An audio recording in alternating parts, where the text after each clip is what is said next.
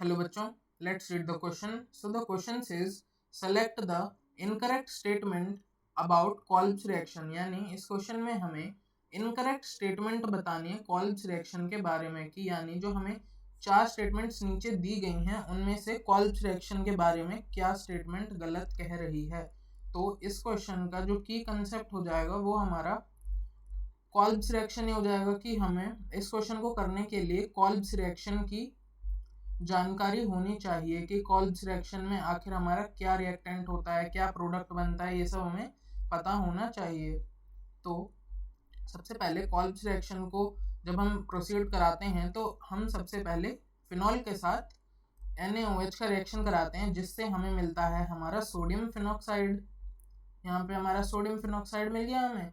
अब हम इसका रिएक्शन फर्दर करवाते हैं कार्बन डाइऑक्साइड और डाइल्यूट एसिड यानी H+ के साथ, जिससे हमें मिल जाता है हमारा सैलिसिलिक एसिड।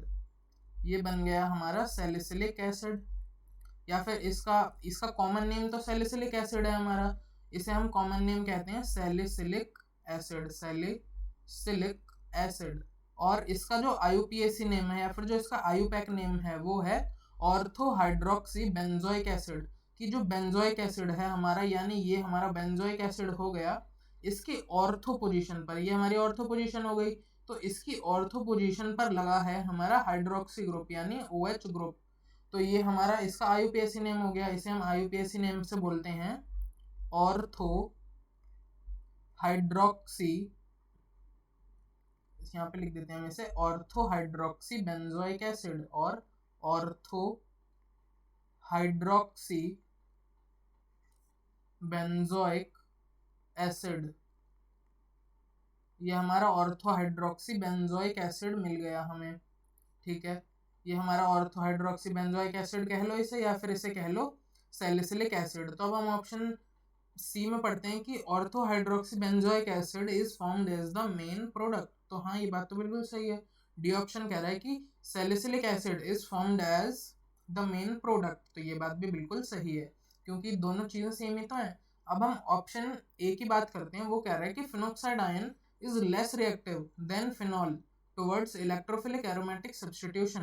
तो ये वाली जो स्टेटमेंट है ना, ये स्टेटमेंट हमारी गलत है क्योंकि अब हम यहाँ पर हमारा कंपटीशन आ गया है फिनॉल और फिनॉक्साइड आयन के बीच में, फिनॉल वर्सेस फिनॉक्साइड आयन।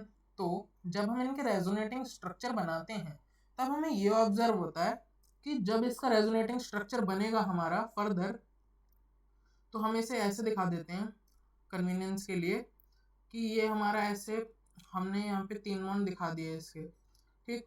तो जब इसका रेजोनेटिंग स्ट्रक्चर बनेगा तो यहाँ से जो लोन पेयर है वो जाएगा डबल बॉन्ड बनाने के लिए, और यहाँ से ये लोन पेयर में कन्वर्ट होगा हमारा, ठीक। तो ये हमारा ऐसे रहेगा और ये बन गया हमारा लोन पेयर। और यहाँ पे अगर जब हम रेजोनेटिंग स्ट्रक्चर बनाएंगे इसका, तो नेगेटिव चार्ज हमारा बॉन्ड बनाने जाएगा और यहाँ से ये हमारा लोन पेयर बना देगा, ठीक। तो ये हो गया ये, है ना। तो अब हम यहाँ ध्यान से देख सकते हैं कि इस वाले जो हमारा, मैं शो कर देता हूँ, ये जो हमारा ऑक्सीजन है, ये वाला जो ऑक्सीजन है हमारा, इस पे तो पॉजिटिव चार्ज आ रहा है और ये वाला ऑक्सीजन हमारा न्यूट्रल है। तो अब हम जानते हैं कि ऑक्सीजन जो होता है वो एक इलेक्ट्रोनेगेटिव एलिमेंट होता है। तो इलेक्ट्रोनेगेटिव एलिमेंट पे या तो नेगेटिव चार्ज होगा तो वो ज़्यादा स्टेबल होगा, या फिर वो न्यूट्रल होगा तो वो स्टेबल होगा। या फिर मैं ये कहूँ कि जो स्टेबिलिटी ऑर्डर होता है, मैं लिखता हूँ कि स्टेबिलिटी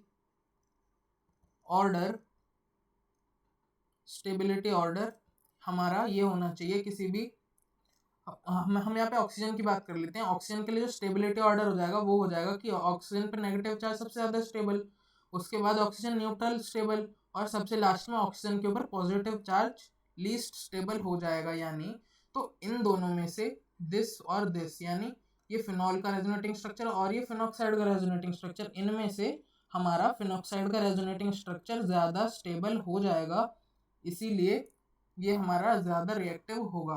ओके, ये ज़्यादा स्टेबल है तो इसीलिए हमारे ज़्यादा रिएक्टिव हो जाएगा, ठीक है।